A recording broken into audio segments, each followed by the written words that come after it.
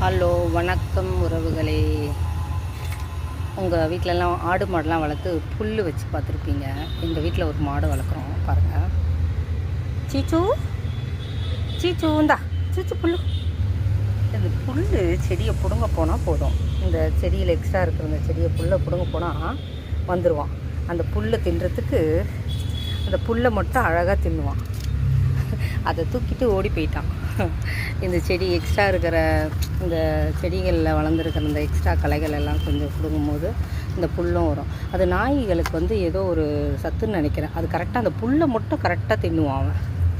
அதனால் இந்த புல் அங்கங்கே கொஞ்சம் வளர்ந்துருந்தா சில இடத்துல விட்டு வச்சுருவேன். இவனுக்கு கொடுக்கறதுக்கோசரமே நான் இதெல்லாம் பண்ணுவேன். இது இன்னொரு அவரைக்காய் செடி. அந்த அவரைக்காய் செடியில் பூ விடலை, ஆனால் இந்த அவரைக்காய் செடியில் பூ விட்டுருக்கு பாருங்கள். ஆமாம், இதில் கொஞ்சம் கொஞ்சம் பூ விட்டுருக்குது. எப்படி காய்க்குதுன்னு பார்க்கலாம். ஆனால் கொஞ்சம் இலையெல்லாம் லைட்டாக சுருங்கின மாதிரி இருக்குது. எதனாலன்னு தெரியல. ஏதோ பூச்சி கீச்சி வந்திருக்கா. ஆமாம் நினைக்கிற பின்னாடி வெள்ளையாக இருக்குது இலை. இதுக்கு ஏதாவது ரெடி பண்ணி கொடுக்கணும். இவருக்கு ஏதாவது டானிக் கொடுக்கணும். பார்ப்போம், ஏதாவது கொடுத்து இவரை சூப்பராக ஆக்கி விட்டுடலாம்.